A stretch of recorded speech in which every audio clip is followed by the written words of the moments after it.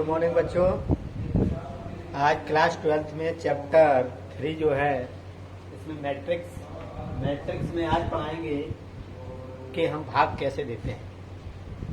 Matrix के जितने भी तत्व होते हैं, जब किसी भी संख्या का हम उससे भाग देते हैं तो प्रत्येक तत्व में भाग दिया जाता है।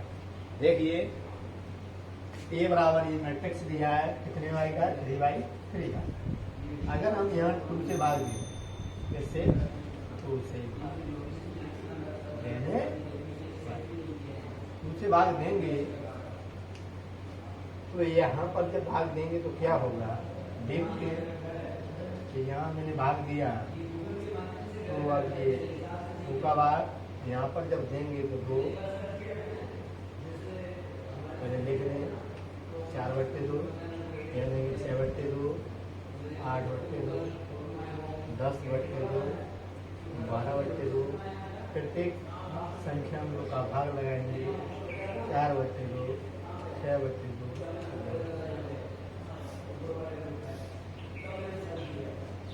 हम प्रत्येक संख्या में इसका भाग देते हैं। अब देखिए 2 दूनी 4, तो ये है एक नया बन गया मैट्रिक्स, तो इसे हम डी कह लें।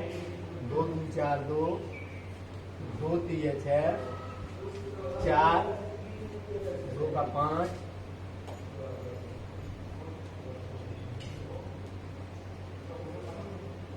इस प्रकार ही मैट्रिक्स पर समझ में आया होगा। जब किसी भी संख्या का भाग दिया जाता है तो मैट्रिक्स में उसके प्रत्येक तत्व से भाग दिया जाता है। भाग बनने के बाद एक नया मैट्रिक्स बनता है जो इस प्रकार है। इस प्रकार पहला क्वेश्चन भाग देने का कंप्लीट हुआ। ओके, इसे नोट कर लें।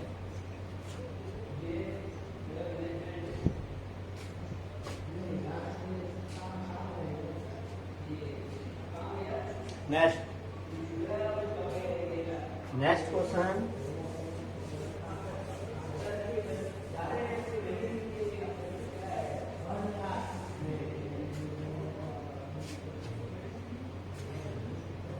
क्वेश्चन, जब देखेंगे हम ए बराबर 3, 6, 9, 12, 15, 21, 9, 6, 15। तो मैट्रिक्स कितने का है 3/3 का। मैट्रिक्स कितने का है 3/3 का। जब किसी भी नंबर का हम इसमें डिवीजन करते हैं तो देखते हैं, मान लीजिए जैसे हम इसमें देते हैं 3 का देंगे तो हम इसका रूट जो है वो प्रत्येक तत्व में लिखते हैं। किसी भी संख्या का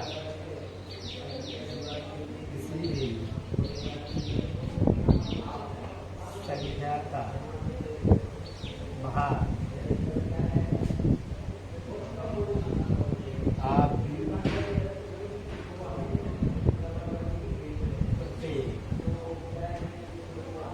तत्व में दिया जाता है।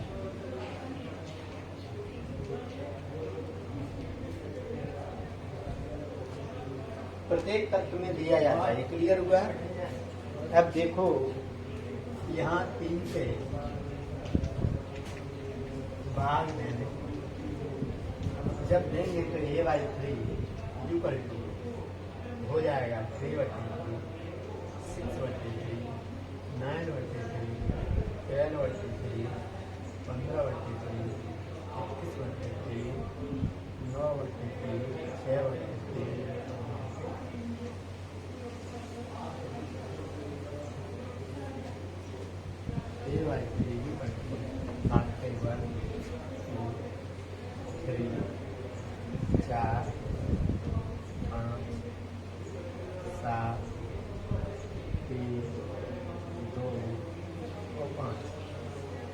इस प्रकार एक नया मैट्रिक्स बना। a/3 को मान लीजिए बी कहते हैं, तो ये बी मैट्रिक्स आपका कंप्लीट। भाग वाला समझ में आया। अब नेक्स्ट प्रोसेस है, इसे नोट कर लें। नेक्स्ट प्रोसेस में हम सिखाएंगे मैट्रिक्स की जो अगली कंडीशन है मल्टीप्लाई की, यही सबसे कठिन होती है। इसको समझ लिया तो मैट्रिक्स समझ लो सॉल्व हो।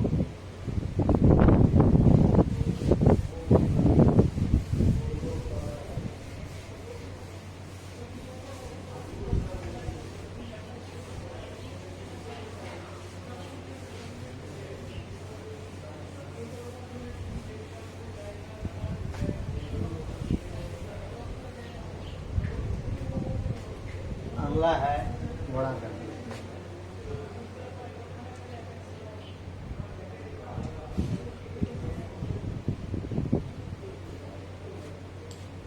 देखते हैं, मेरे पास एक मैट्रिक्स है 2 3 4। दूसरा मैट्रिक्स है मेरे पास 1 2 3 4।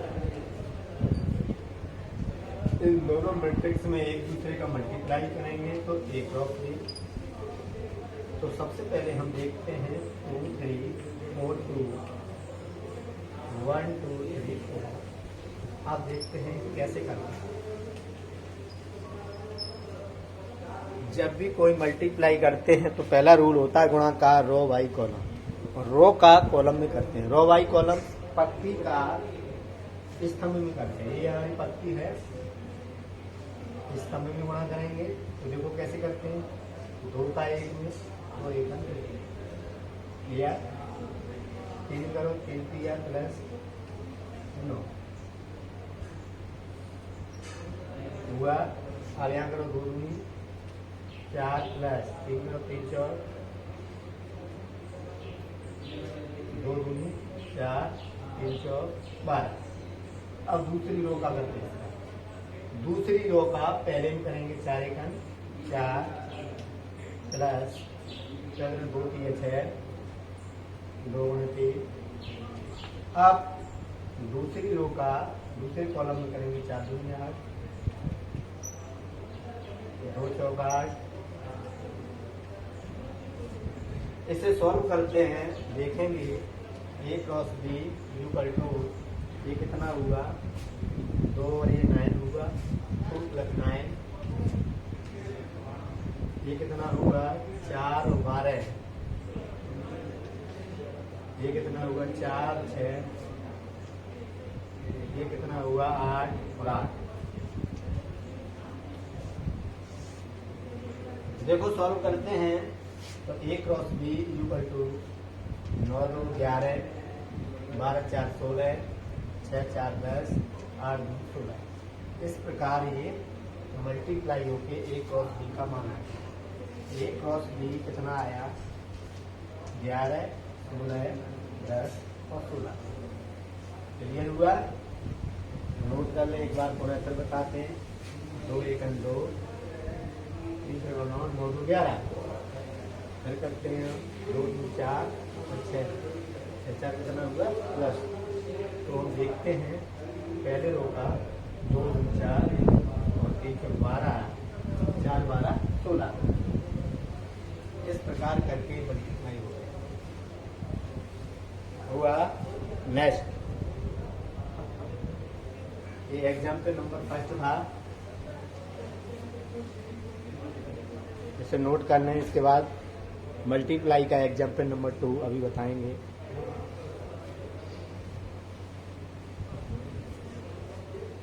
कंप्लीट हुआ। नेक्स्ट क्वेश्चन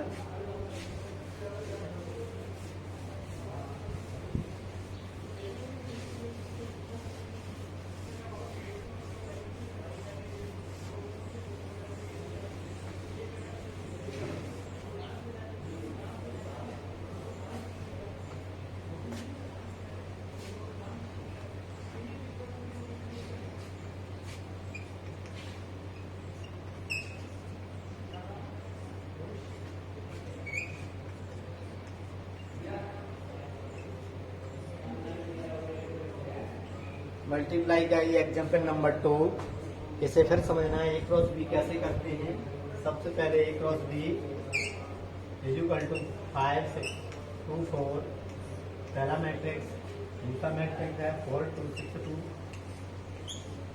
हमने रूल बताया था कि पत्ती का स्तंभ में करते हैं। रो बाई कॉलम मल्टीप्लाई करना है। देखो कैसे करते हैं। सबसे पहले हम करते हैं 5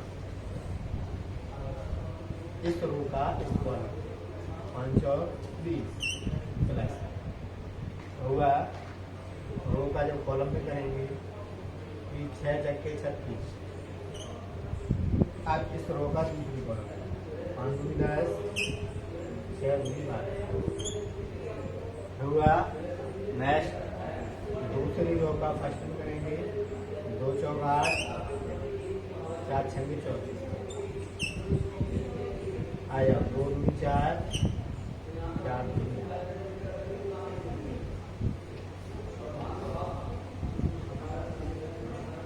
फिर एक बार 2 दूनी 4, 4 दूनी 8, क्लियर। 2 चौक 8, 6 चौक 24। आगे हम करते हैं क्रॉस बी। हम देखते हैं 20 और 36 कितने हुए 56, 10 और 12 कितना हुआ 22। इसके बाद 24 और 8 कितना हुआ 32। अगला है 8 और 4 कितना हुआ 12। तो इस प्रकार ये मल्टीप्लाई का भी एग्जाम्पल 2 कैसा हुआ कंप्लीट। समझ में आया? इसे नोट कर लें। इसके बाद नेक्स्ट क्वेश्चन।